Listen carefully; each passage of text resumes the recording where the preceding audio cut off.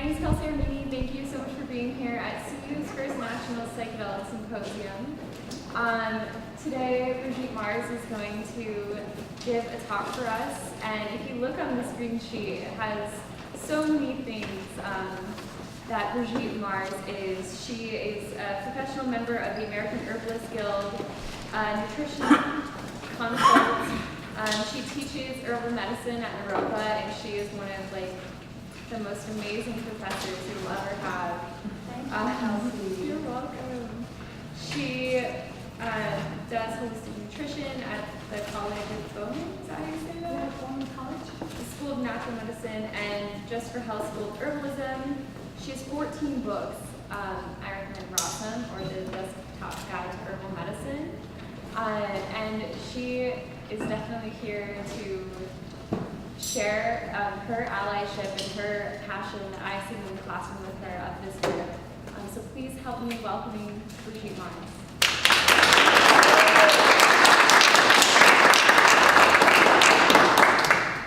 Thank you so much.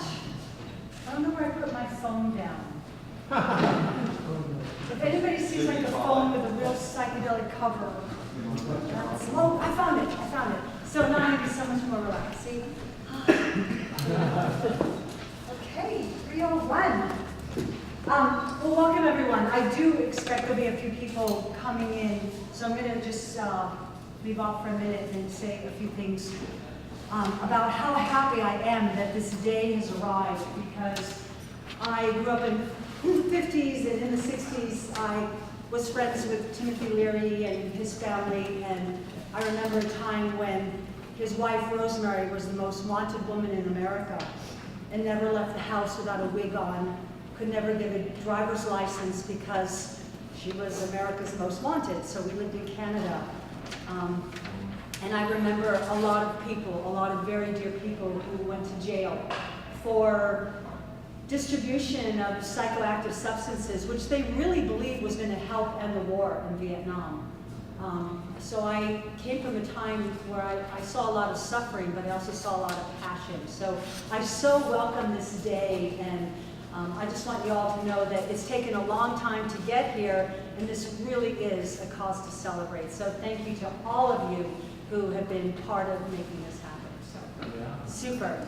As you know, I'm Brigitte Mars, and I teach herbal medicine, and my mission is to connect people with plants all around the world. Certainly my focus is not just psychoactive plants, but I think that those plants certainly opened the doors of perception. So I wanted to learn about herbs. I wanted to learn how, if these plants are so amazing, maybe the other plants are so amazing as well. So I've left some flyers on the chairs, and you can see a little bit about what I do. And you know, I really like the term sacred psychoactives, because I know that there's a big movement to, you know, party and, you know, take a bunch of substances and drive to a headbanger concert in Denver or something. But that's not really the tradition that I'm part of. Maybe I'm a little bit old-fashioned. I think from a very young age, I learned that this was something that you really wanted to make a special occasion, that you wanted it to be really an opportunity for growth and rebirth and to recalibrate your life. And so that's my offering today to all of you. So the idea that psychoactive states are inherent in humanity is a pretty known fact. When you were a little child, you might remember spinning around on the playground. Well, that's a psychedelic state. Wanting to go to the amusement park and ride the roller coaster or the spinning teacups or any of those rides, those are altered states of consciousness.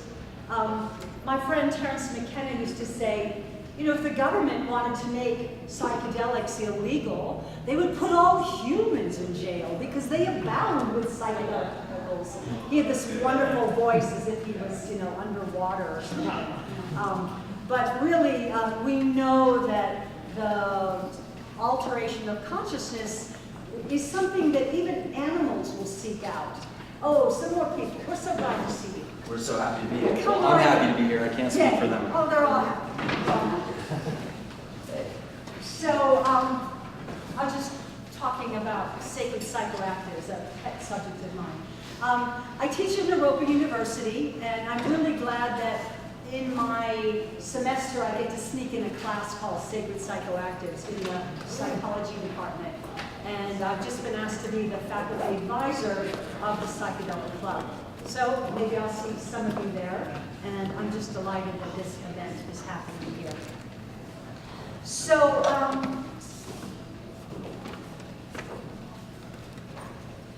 so we have this opportunity right now in our culture where there's an openness, there's more discussion about psychedelia. And I think for a long time, especially since the Nixon administration, there's just been this attitude like, just say no. And now that there's this openness, I don't think that we've really had enough of an education about just say how, or how we might do this for the most benefit. Because it's not about taking the most things and getting the most far out and blowing your mind as far as you can to capacity. It's really about changing your life. And hi everyone, welcome.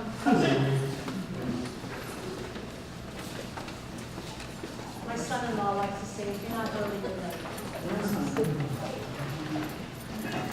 So I really like to use the word psychedelic rather than hallucinogenic, because hallucinations are really something that might not be real. But psychedelic comes from the word psyche and soul and delios, to delve into. So here we have an opportunity to delve into the soul. I also like a term that Terence McKenna used to use, entheogenic, helping one to discover the divine within. To me, that's really amazing. So I know that you sometimes hear from people that using substances is for escapist purposes, and I disagree.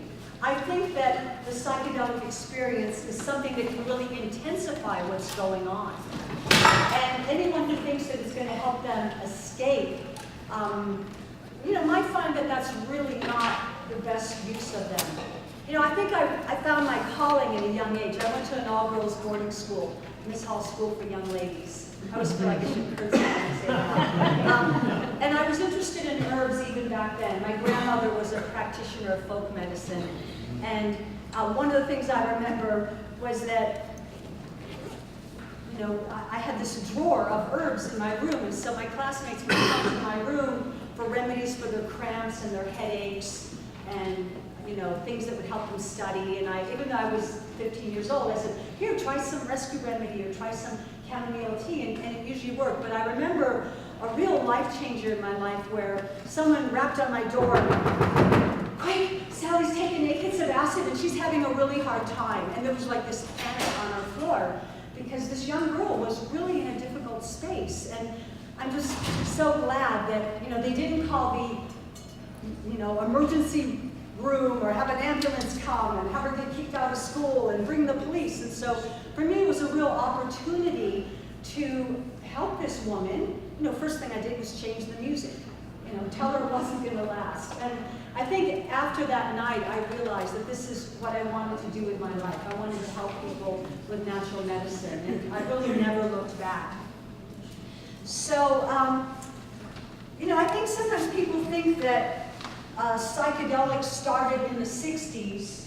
I'm using the word human rather than, shaman or shaman. But we know that the quest for altering consciousness goes back a very, very long ways. And just about every culture has some tradition of using psychoactive substances. And if you've read Terence McKenna's wonderful book, Food of the Gods, he ties almost all the world religions into some type of consciousness-altering state. So for example, in the Hindu culture, they talk about soma.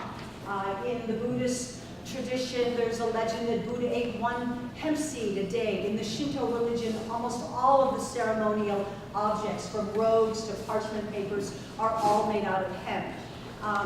The Ganges River is said to come out of Shiva's top knot.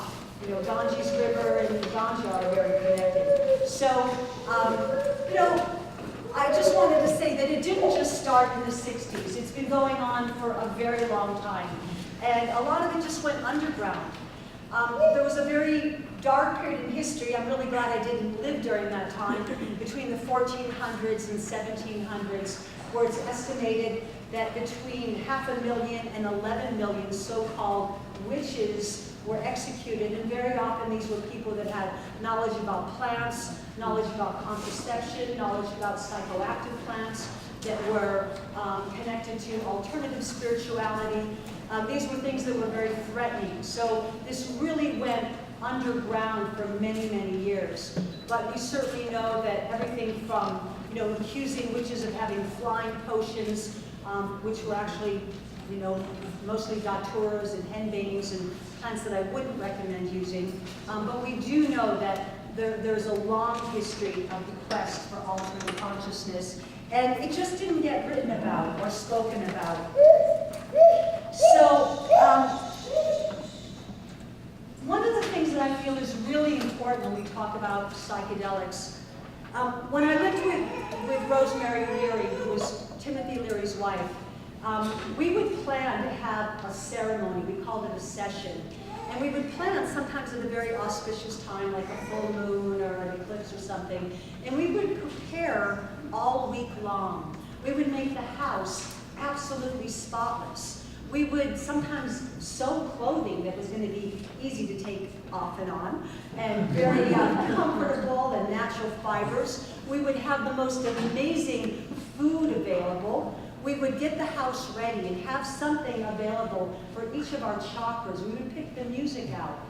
And I know we often think about, the people were just getting spaced out, but this was really an opportunity for spiritual growth. And we took it really seriously. And so I've written here, remember your intention.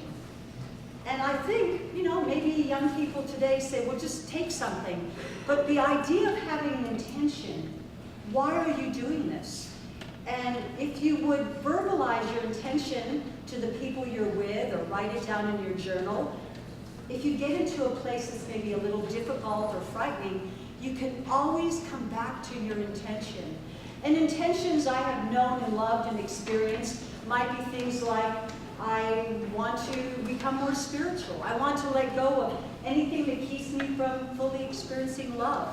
I want to grow into a place of forgiveness. I want to make myself ready so that when the time comes, I can be a good mother.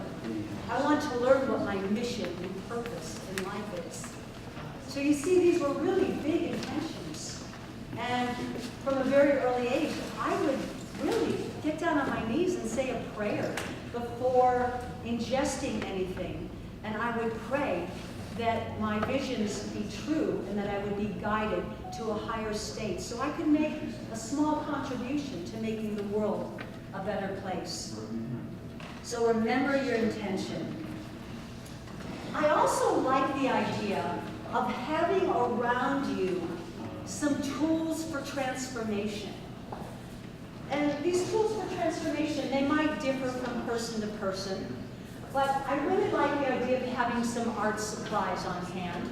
And having them on hand. You don't want to be going through the garage or the attic like, oh my God, where's those magic markers? And the reason I paint a picture of these natural art supplies is you may find that in that very sensitive psychedelic state, if it's not beeswax, if it's not natural, if it's smelly and chemically tainted, you might really pick up on that.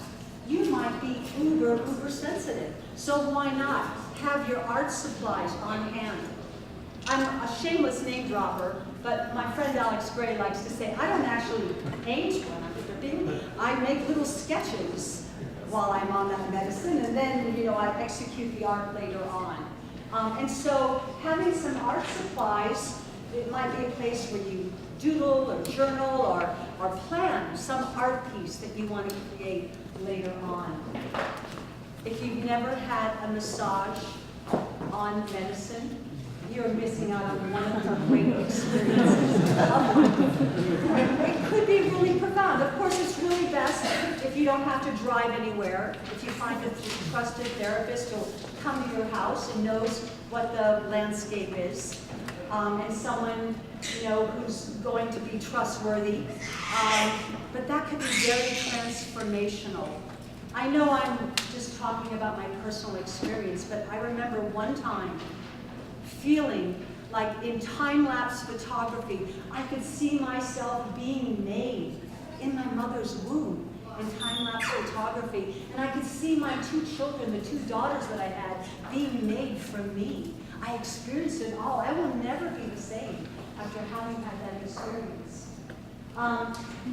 Taking a bath, an herbal bath. But one of the things that Dr. Leary used to talk about is it might be a good idea to have a guide with you.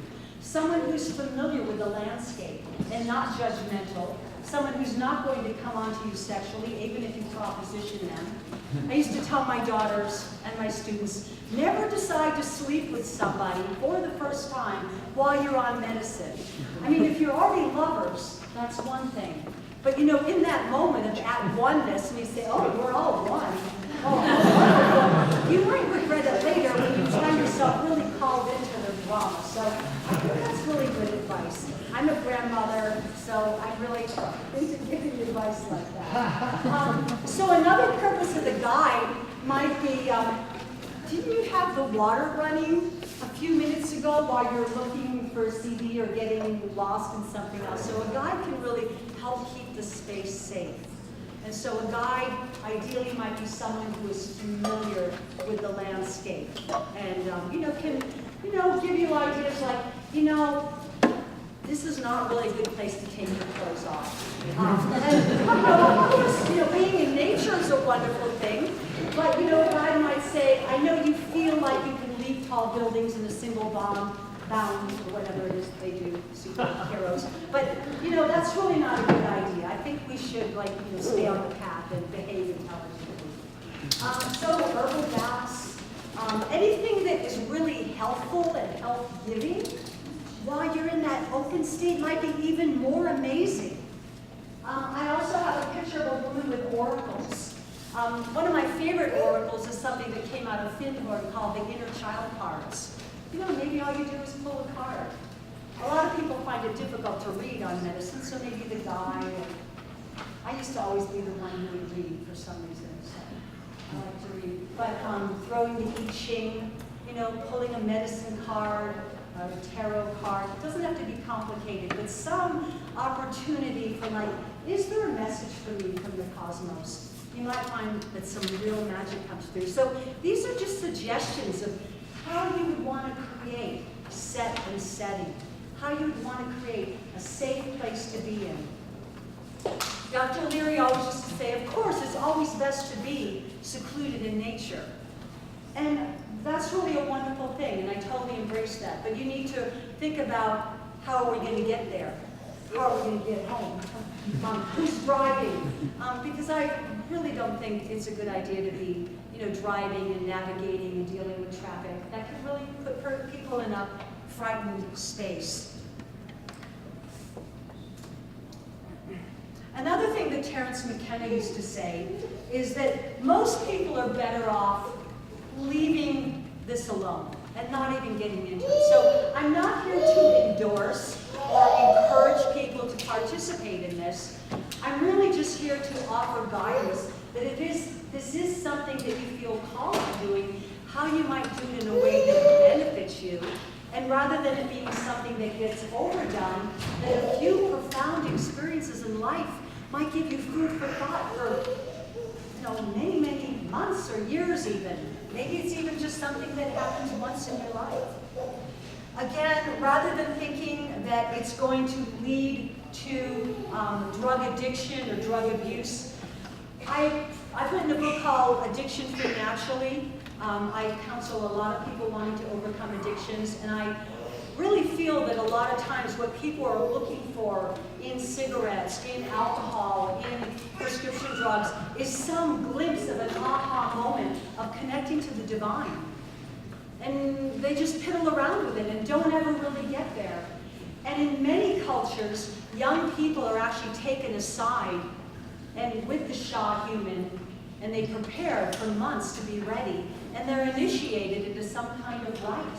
and it may or may not involve psychedelic substances, but it's a way that they come back into the tribe where they've evolved to another level. Now you are a man, now you are a woman, now you can go hunting with the elders, now you can join the sewing circle, now you get to help collect herbs and make medicines. We don't really have a lot of rite of passages in our culture. You know, maybe some of you had a bar mitzvah, a bat mitzvah, a confirmation, but a lot of kids don't have that now. And so they will often make up their own way of creating a rite of passage. And it's often really dumb and scary, and usually the parents don't even know about it.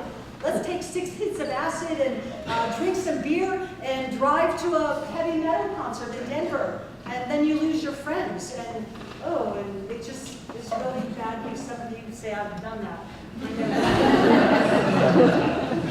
So, another thing that sometimes happens during the psychedelic experience is something called synesthesia, where the senses cross over, where color may have fragrance, where sound may have color. So synesthesia, where our senses cross over. What a profound experience. And of course, these things can happen without any ingestion of anything, but it's very typical. I would also say it might not be a good time to answer the phone. Don't call your mother. She's gonna know something's up, you know? When you think of people that you really love and you think, I need to contact them, I would say write it down in your journal and contact them in the next week. You know, I think you'll be a lot better off. And another thing I would encourage in this sacred ceremony is to minimize the wrapping, minimize the talking. This is a time to go deep. If we're just here to chat, then we can do that later. We can do that any other time. Timothy Leary used to talk about imprinting. What we choose to put into our consciousness during this time might affect us so deeply. It might be overwhelming. So where are you going to put your consciousness? Are you going to watch the news? Are you going to read the newspaper? Are you going to read, like, People magazine? Come on, this is an opportunity. We only get these a few times in our life. So what we imprint upon is a way of feeding our soul, and we're going to remember it long after. So remember that word. What are you going to imprint it upon? Another thing that I find makes really great tools for transformation are essential oils. Our nasal cavities are very close to our brain. When you smell something, wow, you can have really ecstatic experiences from that. It's good if they have little tops on them so you don't spill them, and you put the correct lid on the right oil. That's always a good idea. Color therapy might be something else to play with. Color therapy glasses, you can order those online. It's great if you're outside. If you happen to be with 7 friends, you can wear each colored glasses for 20 minutes and switch them around. I also wanted to mention that coloring in like mandala coloring books can be a very centering exercise. Something you can do with your friends. It's mindful, it's peaceful, nice thing to imprint on. And then your drawing might have multi-dimensions of meaning for you later on if you hang it up on your wall.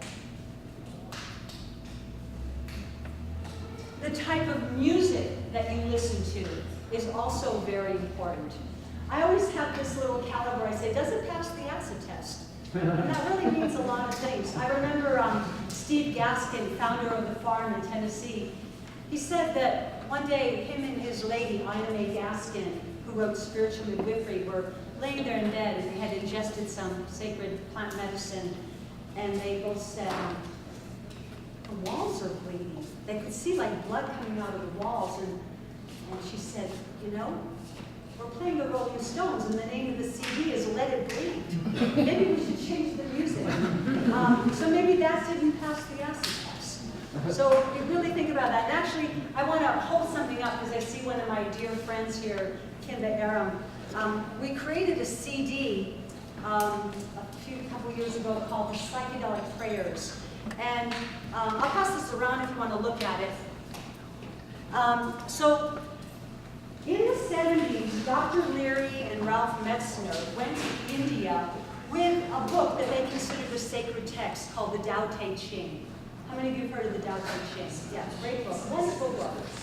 And they felt that this was a really important book that had some things of interest that might help people during the psychedelic experience.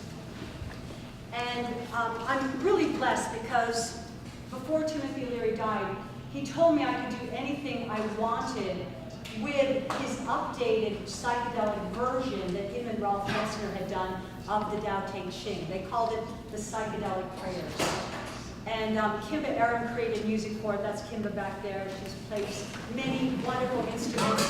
And so she created the music for it, and I had the great blessing of being able to read the prayers. I told you I was often the one who read during the journey space for some reason. Even though the words were swimming, I would just be able to do it. So this is a really beautiful piece, and it was designed to take you up the chakras and really guarantee a positive experience. So I'm really glad that we've made this available.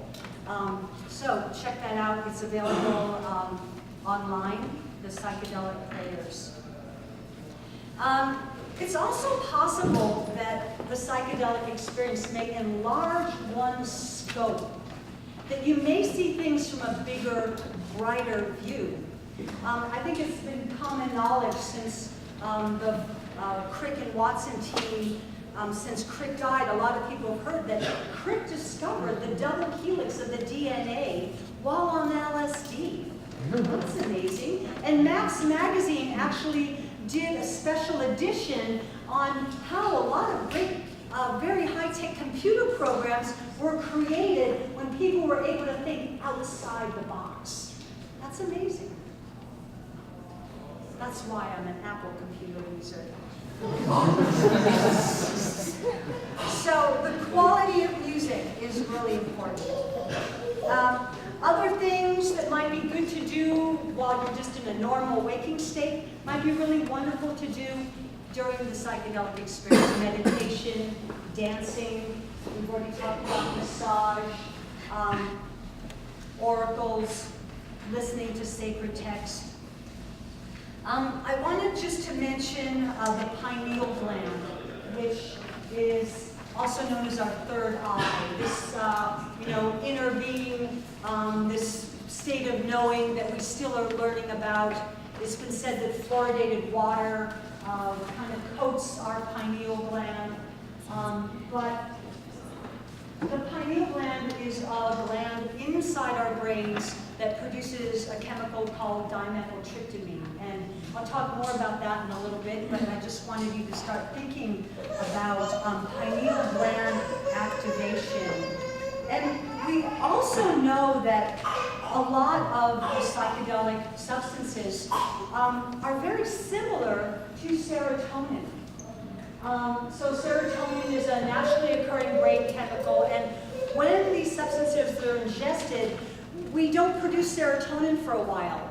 So it's almost like the veils have been lifted, and it does make it a lot more difficult to maybe go to work or do things that we do on an ordinary basis.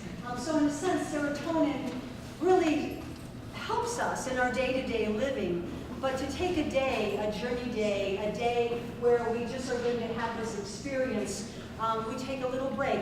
We stop producing serotonin for a while, and we allow these alkaloids to fill our being, and then hopefully the next day or the day after, we get to go back to our regular routine.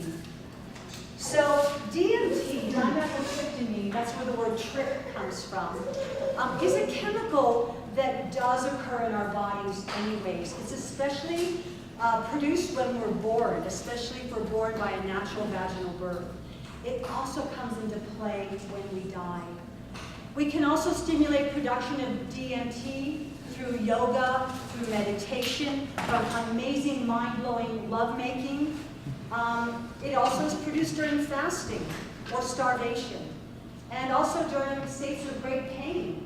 So it's a chemical that perhaps helps us to surrender to the divine, even though we may feel like our life is in peril, such as it is. as in being born and dying. So dimethyltryptamine. Another thing Terence McKenna used to say is, so many drugs, so little time. So one thing I hear a lot about is, is it wrong to take substances? Shouldn't we just try to get there by meditation or, chanting or prayer? And I think all these things are wonderful, and I'm into all of them. Kirtan and yoga and dancing and spinning and creating art. These are all part of my life. But I will share something that Terence said once, that when someone asked in the class, but isn't it wrong to take something to achieve these states? And he told a brief little story. He said there was this monk, and he meditated in the cave for 20 years. And he only ate like a bowl of rice every day, and someone would just leave there, and he never talked to anybody. He didn't have any friends. And after 20 years, he came out of the cave, and he started to walk across the river, and he got about halfway, and he sank, and so he swam back to the other shore. And he went back into the cave, and he meditated for 10 more years, eating nothing but a simple bowl of rice, and not talking to anybody, just meditating. So another 10 years, it's been 30 years of just meditating. And so now the monk comes out of the cave, and he walks all the way across the river. And the Buddha is giving discourse on the other side. And after the end of Buddha's discourse, the monk says, Master, I have meditated in the cave for 30 years. I have not spoken to anybody, and I've eaten nothing but a simple bowl of rice every day. And the Buddha said, that is wonderful, my son, but the ferry only costs a nickel. So I want to mention this piece of artwork. Martina Hoffman is a local artist, a very dear friend of mine. You can see her art at Tonic's Oxygen Bar. Ayahuasca, it's not one herb, it's actually a combination of herbs. Very often, Banisteriopsis caapi, Psychotria viridis, different shamans have different mixtures of it. They call it vine of the soul. And I want to say that ayahuasca is certainly not recreational party time. It's a very serious medicine. And I was talking about addictions earlier. It's been found that many people, when they take these substances in a sacred way, have a profound aha experience and say, I'm done. I'm done drinking. I'm done dabbling around with these, pharmaceutical grade prescription drugs that don't take me anywhere. So ayahuasca can be very profound. And one thing that Dr. Andrew Weil says, substances that have the potential to make you vomit have a very low potential for abuse. You have to really want to do it. The idea that you might throw up in a room full of people, maybe even strangers, usually not all over the place. There's usually like a bag or a bowl and a guide who's going to empty that for you or something. But I think there's something to that. You have to really be willing. It really is a sort of ego death to face your worst fear. Oh, I'd be so mortified if I threw up in a room full of people. But the throwing up, in the Native American tradition, they say, you get sick to get well. And the throwing up might be letting go of bitterness, of jealousy, of resentment, or anything you're holding on where you need to forgive. So it's not just throwing up what you had for dinner last night. It's letting go of something that you don't need. And when you get rid of that, you can come back into life, really a different sort of person. So I was talking earlier about how the psychedelic experience was not something new, and we learned a little bit about the ancient Athenian rites in Greece, where they partook of a mystery called the Eleusinian Mysteries.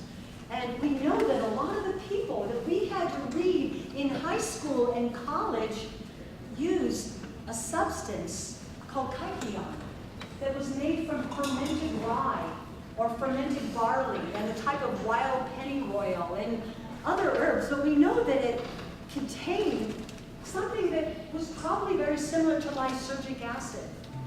You see a picture here of Demeter and Persephone holding mushrooms up. This is supposed to be Demeter.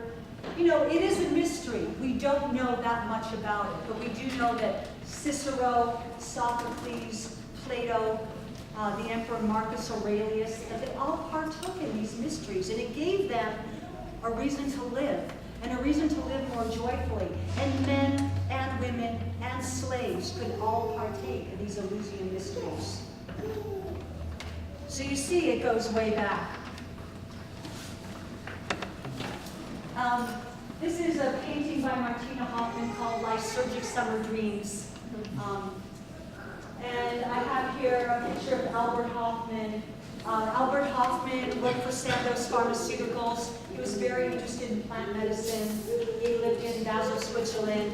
And he was looking for a remedy for migraine headaches. And he had a dream that he needed to go back and look at that 25th experiment that he had.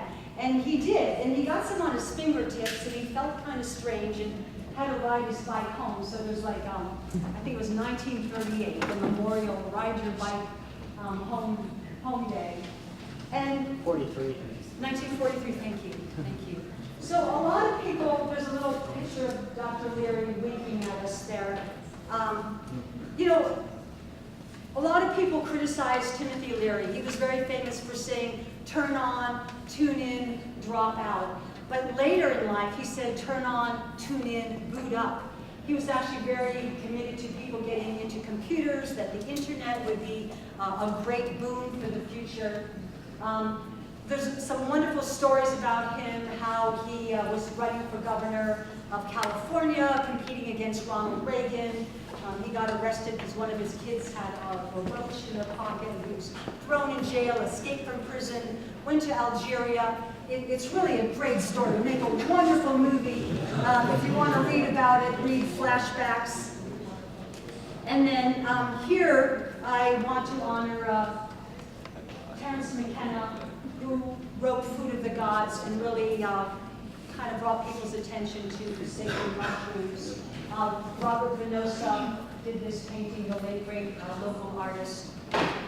Psilocybin mushrooms is something, you know, really quite natural, very easy to dose, and you know, I'm sure many of you are experienced with this. I love this picture here on the bottom. Wow, it's really amazing. There's some scholars that think that perhaps this is the manna in the desert, that when the Jews had left Egypt, were wandering and prayed for manna from heaven, that they were gifted with small, round loaves, blue loaves, manna from heaven, that looked as hoarfrost upon the ground, which many say sounds a lot like the mycelium of mushroom. And it also says in Exodus, and when the sun waxed hot, they melted, which is also what happens to mushrooms when they get too hot and the sun comes up. I wanted to honor Sasha Shulkin and his wife, Anna Shulkin, yes, who was inventor and researcher of many compounds, was someone who has written a number of books on his experiences with psychoactive substances. One of his favorites was actually 2CB, not necessarily MDMA. But I wanted to say that MDMA originally was made from plants, nutmeg and sassafras. So I've left flyers on your card so you can see that I teach about all kinds of herbal medicine. Okay, let's see here.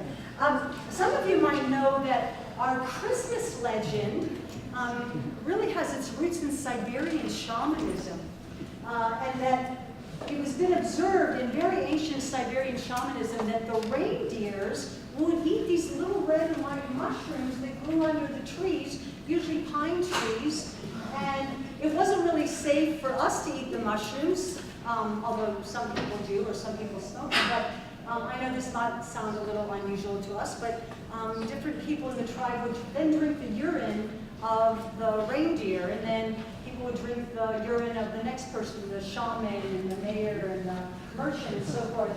And then they would have these visions of like reindeer flying through the night. And that's really where we get this concept of the little red and white gifts under the tree on December 25th.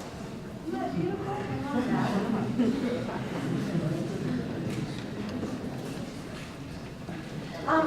I have included cannabis here, but I wanted to say a few things about, cannabis sativa. Carl Sagan used to say, it's probably the oldest cultivated plant on the face of the earth. Sativa means with a long history of cultivation. And I love all herbs. And I'm so glad that we can be here and have this space to talk openly and publicly and not be afraid to put our name on a mailing list or, this is amazing when you think about how it was 20 years ago. So, and as much as I love herbs, I don't know any plant that could solve as many of the planet's environmental problems. A plant that we can be making fuel, food, fiber, plastics. It really is. I truly believe when, the Bible and the Urantia book talk about the leaves shall be for the healing of the nations, I think that even cannabis should be used in a sacred way. I don't consider myself a pothead. I think if people, said a prayer and offered the smoke to the four directions and made it something, a special thing, and I realize some people need it for medicine for pain all the time, but there's a lot of medicines for pain and to help you sleep. But I really think that making it special is a good idea.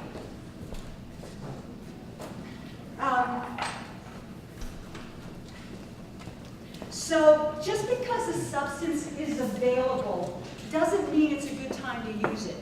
Psychedelics are not supposed to be a substitute for therapy, for going to marriage counseling, for doing something that is going to better your life, for cleaning your house. Sometimes you just need to work on your stuff. And, maybe having, feng shui in your house is really what you need to do. Also, we need to consider the purity of a substance. There's so many times where somebody might say, this is the best, this is the purest. Maybe you really want to get it tested to know. And maybe you're not in a great state of health. Or maybe you have other things to work on, and you really need to process that before you can really go deep. Now, it is possible that a sacred psychoactive experience might help you to learn something. It might help you to learn something you need to do for your healing. I wanted to mention Arrowwid, which is a wonderful site. You can go online. It gives guidance and wisdom about, how much do you take? What are the physiological effects? Is it normal for your eyes to have expanded pupils? Is it normal for your blood pressure to rise? Having information like that can be really helpful. I know that Zendo is well represented here. Zendo often has places at tribal gatherings like, and I know there's another one, mindful meditation. What's it called? Medicinal mindfulness, okay. So that's one I just learned about, and they've had a presence at a Rise Festival, and I'll be at Tribal Visions next week. So it's really wonderful. Burning Man, you're probably at places like that. So that's wonderful.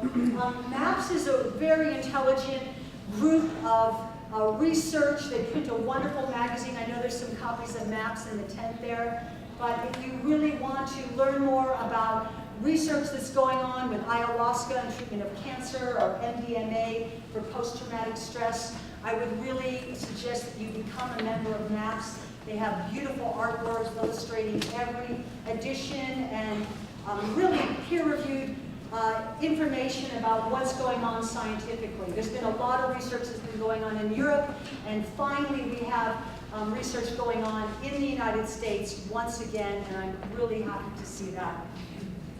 One thing that groups like, tell me, meditation, medicinal mindfulness can help is when people are having a difficult experience.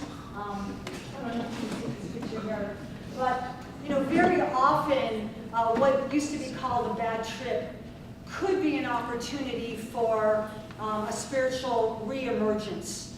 And so, there's all kinds of guidelines of how to help somebody. It may be that changing the music is what you need to do. It may be that reminding a person that this won't last. It may be that, changing the scenery, go into another room. If they're indoors, go outdoors. If they're outdoors, go indoors. having them look at some beautiful books. You know, I've been showing all kinds of beautiful artwork here. There's a lot of visionary artists. We have many of them in Boulder. We're really blessed. And if you haven't been to the Android Jones exhibit at Rembrandt Gallery, whoa, that was really fun. It's only to the end of September. It's really beautiful. It's free. I would highly recommend that. And so just being there to listen to a person, to comfort them, is really an opportunity that may really be life-changing for them. It doesn't have to be something that causes you to have post-traumatic stress. It might be the greatest learning experience of your life. It's always wonderful if the day after a psychedelic experience, one can have the day off to integrate and think about what happened, writing about it, journaling about it. I think that if you talk about it or write about it, it helps to imprint it more deeply in your consciousness. And if we were to do that, maybe it's not something like, oh, I've got to do it every Saturday night. It's like a few profound, amazing experiences can just, you know, keep you going for a long, long time. And it's also very possible that in your dreams, in your visions, in your meditations, in the synchronicity of life, you're going to get little more downloads. I'm not talking flashbacks. I'm talking like, oh yeah, that's why I kept seeing that. That's why that happened. So just be prepared. It might be a really good time to, you know, look at your dreams and to spend time in meditation. And, you know, really what we're all about is becoming cosmic citizens so that we can live on this earth in a better way. Sometimes I like to joke, you know, I sometimes like to say, you know, the hippies were right all along. Because 45 years ago, we were doing organic food, organic gardening, natural childbirth, medical marijuana, you know, mindful use of psychedelics, solar energy, you know, all of those things, and yoga, and a lot of these things have become really mainstream. And it's not to say that I was responsible for it, but a lot of these things have passed the acid test. They really are good things for us to incorporate into our life. And there's something that Jesus said. He says, by their fruits you shall know them. And so what I would really like to propose as a more psychedelic culture, as one of the most, you know, free-thinking states, being one of the first ones to have legalized cannabis, like, why don't we make this the best, the most artistic, the most crime-free, the most helpful, the most organic? Why don't we take these experiences and go out into the world and make a positive difference? Yeah. Thank you so much.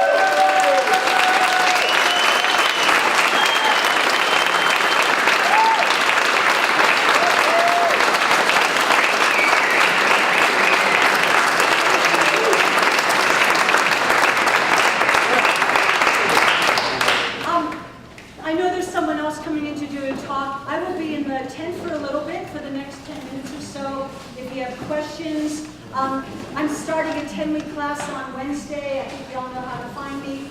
Many blessings. Thank you. Thank you.